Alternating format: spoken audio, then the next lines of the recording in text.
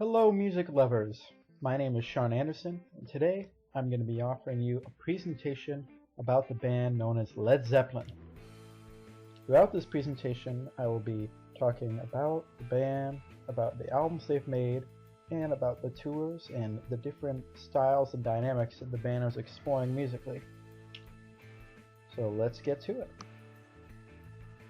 So the first thing you need to know about Led Zeppelin is that they were originally a band known as the Yardbirds.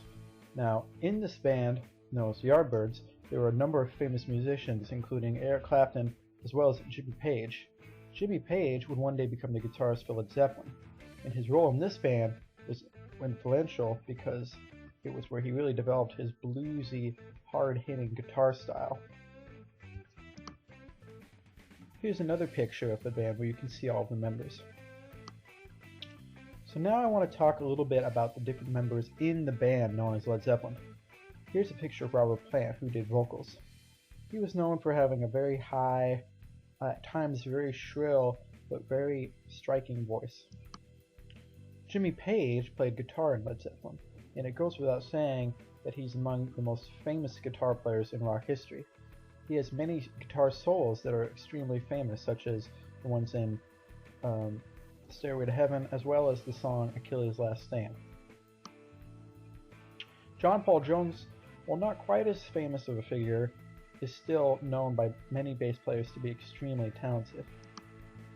John Bonzo Bonham, also known as the Beast, was the drummer, and I think it goes without saying that he is one of the most famous drummers in rock history.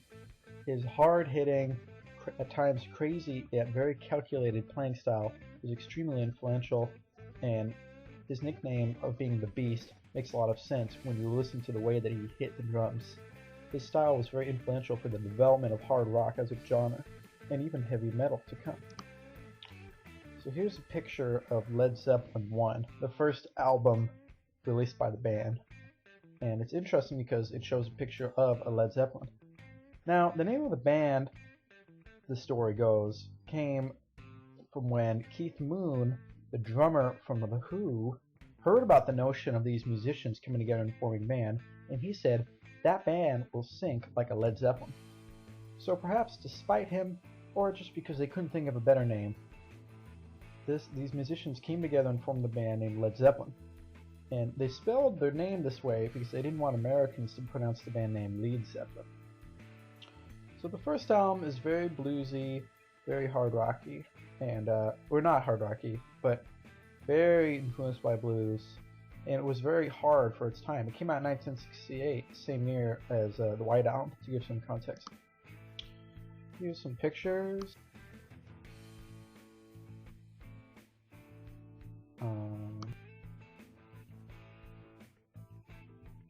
Led Zeppelin 2. If something's good, more is better. Led Zeppelin made another album which was also very hard rock inspired and very bluesy, with some new developments, particularly some more soft and folky and delicate elements to the music.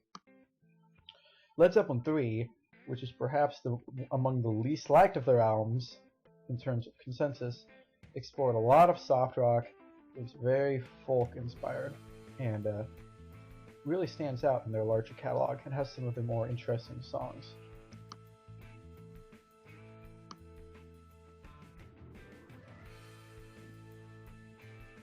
Here's just some pictures.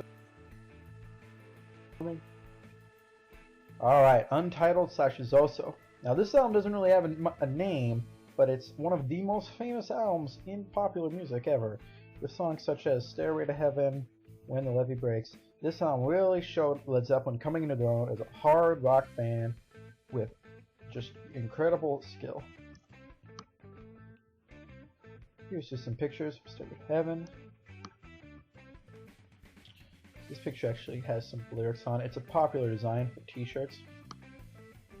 Houses of the Holiest of Fall to Zoso, and it's probably my personal favorite album.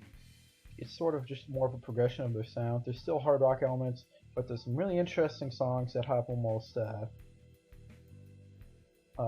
there's some songs that have funk and even kind of ska elements to it, and so they really expanded the sound. And again, there's some really pretty folk soft rock moments. Here's just a picture of them playing live during that tour.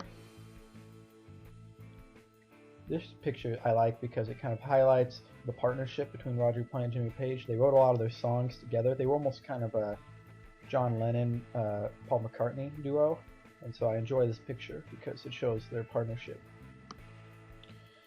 They then released the album Physical Graffiti. It was their only double album. It's a sprawling affair. It has some very long songs, some famous songs like Kashmir. In My Time of Dying is one of my personal favorite songs, just because of some of the drum stuff that's going on in it. This came out in 1975, and yeah, it was a very good album. Here's just a picture. Here's actually pretty cool. It's a picture of a ticket from the Led Zeppelin concert at the Kingdome in Seattle, which seems pretty cool, if you ask me. Their next album was entitled Presence. This came out in 1976. Not quite as liked by critics. Very hard rock, just kind of straightforward, just kind of hard-hitting rock music. Though the first track, Achilles' Last Name, I think is very cool. Picture from that tour. And here's their last album, Into the Outdoor. It came out in 1979. In a lot of ways, it kind of showed that I think it shows the band's age. More of hard rock stuff, but not really. Doesn't really quite seem like it's anything. It's not really a statement as far as albums go. It just kind of seems like it was a collection of songs. The band was undergoing some internal